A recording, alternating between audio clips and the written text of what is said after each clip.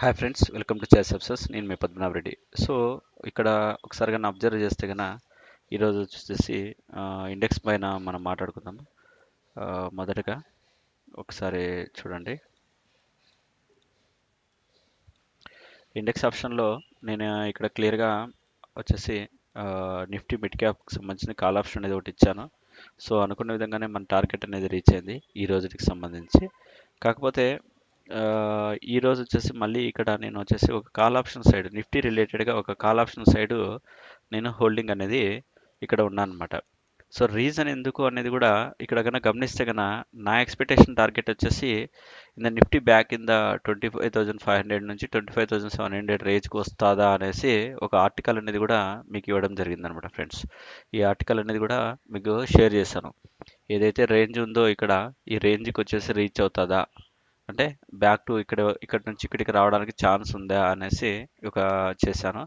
So ఇక్కడ క్లియర్గా చెప్పాలంటే నా ఎక్స్పెక్టేషన్ ఒకసారి చూపిస్తాను.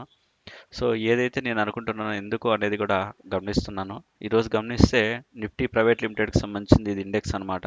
సో ఇక్కడ క్లియర్గా వచ్చేసి ఇది ప్రైవేట్ లిమిటెడ్కి సంబంధించిన వీక్లీ పివోట్ పాయింట్ అయితే ఫస్ట్ రోజుకి సంబంధించింది అయితే ఈ రోజు లో ఇక్కడ అయితే కన్నా ఈరోజు మళ్ళీ సెకండ్ టైం లోకి వచ్చి సపోర్ట్ తీసుకుని మళ్ళీ బ్యాక్ వచ్చింది అనమాట.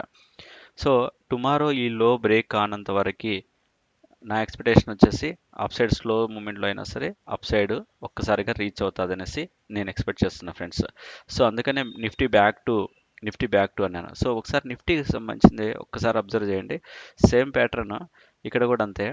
కాకపోతే ఇక్కడ ఒకసారి అబ్జర్వ్ చేసినారా, ఏదైతే వీక్లీకి సంబంధించిన పివోట్ పాయింట్ అనేది ఉందో సో ఎస్టర్డే అంతా అదే లెవెల్లో ఉంది. ఈరోజు వచ్చేసి ఆ వీక్లీకి సంబంధించిన పివోట్ పాయింట్ను బ్రేక్ చేసింది, అంటే టాప్ను బ్రేక్ చేసింది.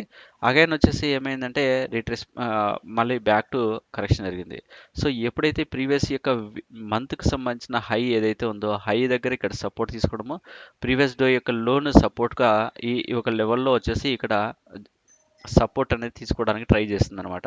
సో అందుకని నేను ఏమంటున్నా అంటే ఇక్కడ క్లియర్గా మెన్షన్ చేశాను మన టెలిగ్రామ్ ఛానల్లో కూడా, నిఫ్టీ బ్యాక్ టు 25,500 నుంచి 25,700 రేంజ్కి రావడానికి ఛాన్స్ ఉందా అనేసి రీజన్ ఇచ్చాను.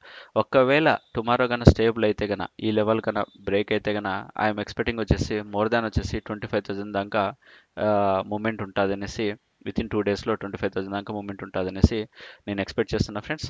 సో నెక్స్ట్ అలాగే బ్యాంక్ నిఫ్టీ రేంజ్ కూడా ఒకసారి కనుక గమనిస్తే కనుక సేమ్ లాజిక్కే ఇక్కడ కూడా వర్కౌట్ అవుతుంది. సో నిఫ్టీ కానీ బ్యాంక్ నిఫ్టీ కానీ ప్రైవేట్ ఇండెక్స్ కానీ మామూలుగా సినెక్స్ పిఎస్సి ఇండెక్స్ కూడా అంతా ఒకటే మాదిరిగానే ఇక్కడ డిస్ప్లే అవుతుంది. కాబట్టి అన్నింటికి వీక్లీ సపోర్ట్ అనేది ఉంది. సపోర్ట్ బ్రేక్ కానంత వరకు నా ఎక్స్పెక్టేషన్ వచ్చేసి అప్ సైడ్ ఉంటుంది. నెక్స్ట్ పోతే ఇక్కడ మన మెయిన్ టెలిగ్రామ్ ఛానల్ ఎవరైతే ఉన్నారో సో నన్ను ఫాలో అప్ కావాలనుకునే వాళ్ళకి చాయిస్ అనేసి ఇన్స్టాగ్రామ్ కానీ ఫేస్బుక్ కానీ టెలిగ్రామ్ ఛానల్ కానీ యూట్యూబ్ ఛానల్ కానీ అలాగే మన వాట్సాప్ ఛానల్ కూడా మనకి ఇక్కడ ఉంది. సో ఇంకా నెక్స్ట్ పోతే ఫండమెంటల్ రిలేటెడ్గా ఈరోజు వచ్చేసి టాటా కెమికల్ షేర్కి సంబంధించిన ఒకటి ఆర్టికల్ అనేది మీకు ఇచ్చాము. సో అలాగే శక్తిదాస్కి సంబంధించి మన ఆర్బీఐకి సంబంధించిన పర్సన్ ఎవరైతే ఇంతకుముందు ఉన్నాడో అతనికి సంబంధించిన ఒక ఆర్టికల్ అనేది ఇవ్వడం జరిగింది.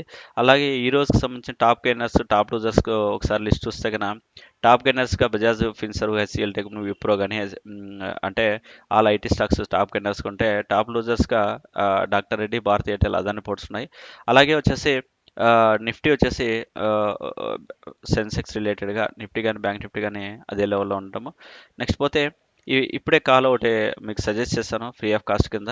సో క్రూడ్ అనేది సెల్ సైడ్ వచ్చేసి ఆపర్చునిటీ ఉంది. నా టార్గెట్ వచ్చేసి 5762 అనేసి క్లియర్గా మెన్షన్ చేశాను.